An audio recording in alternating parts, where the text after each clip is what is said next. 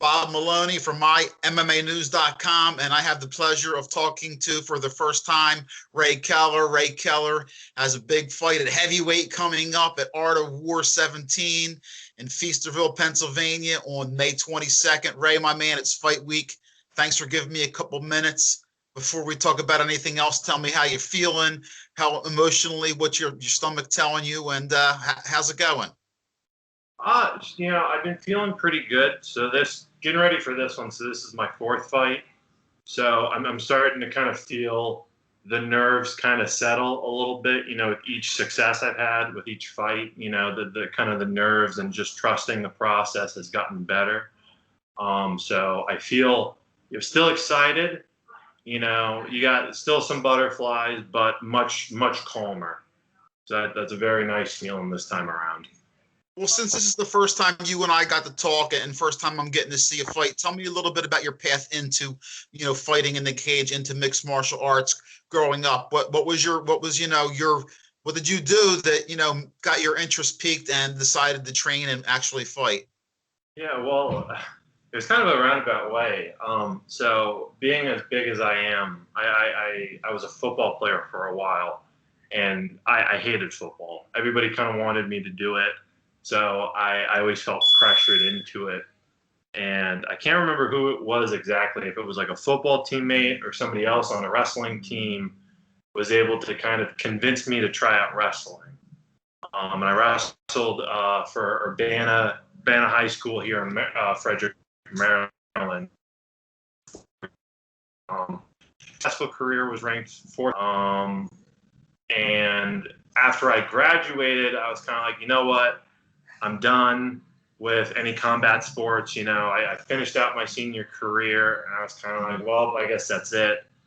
Went to college, started missing kind of competing, then took up the next grappling art, jiu-jitsu, which, to a lot of people, jiu-jitsu is kind of a gateway drug into MMA. And as I saw my my fellow jiu-jitsu practitioners transition into MMA and then have success in MMA, I incorrectly thought at the time, oh, well, I'm a better jiu-jitsu guy than them.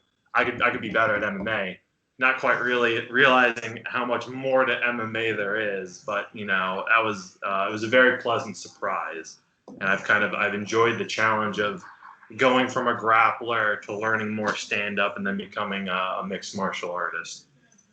Well, that's great, man. It's good. Listen, it's funny how you started off, because you were big, that you were doing things that other people wanted you to do, and now you're doing something you want to do, which makes it a much more enjoyable task. So that's pretty cool, man. That's a good story there. Talk to me about who you train with, who your fight team is, who your head coach is, and who's helping kick your ass in the room, getting you ready for this fight. Well, I had a couple buddies who trained at jiu-jitsu, and then they started working out at Bauer House here.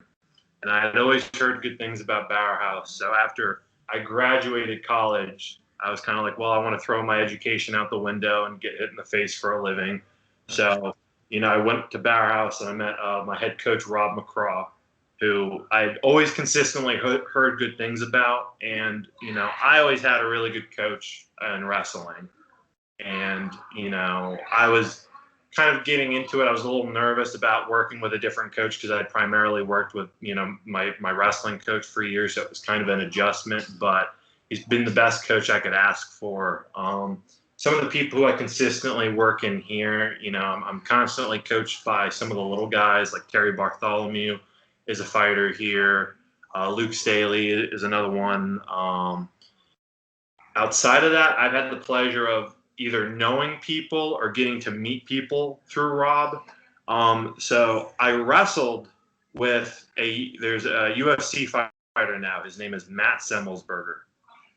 Him and I were on the same wrestling team when we were in high school. I was a freshman. He was a senior at the time. And we just kind of met up later and were able to work together. So that was kind of a funny coincidence. I've also had the pleasure of working with Alexander Romanov. He's a current UFC heavyweight. Just won his fight. I think he's 3-0 right now in the UFC. So I've had the pleasure of having a lot of good guys here and getting to travel and work with a lot of other good guys. I'm a big believer in sharing the wealth. Awesome. Awesome. Well, listen, before we go, let me say, I guess you're a heavyweight, so you don't really have to be miserable cutting weight this week. That's a good thing. Not at least unless you're that big. I mean, most heavyweights are pretty good. Have a great fight week, and we'll see you with the weigh-ins on the day of. Give some shout outs or to some love to anybody, who, is going to be rooting for you to have your arm raised in victory. I mean, I'm very thankful to my team, specifically Rob McCraw. He's been my head coach, the guy who I'm working with and talking to every day. Of course, my family, my wonderful girlfriend who lets me go out and train all the time. I'm never in the house. And everybody else in Frederick or outside of Frederick who's willing to give me support. I'm not picky. I'll take all the support I can get. But thank you very much for talking to me, sir. My pleasure, my man. Great to have you. And speaking of Matt Semmelsberger, I was cage side for that fight at Art of War where he won with the flying knee, and then he was signed by the UFC afterwards. You're definitely, getting your work in, working with him because he's a monster right now. I'm looking forward to his next fight. But once again, my man, we'll see you at Art of War Cage Fighting 17. The big man, my man, Ray Keller taking on Ian Austin. Have a great week. Thank you, sir.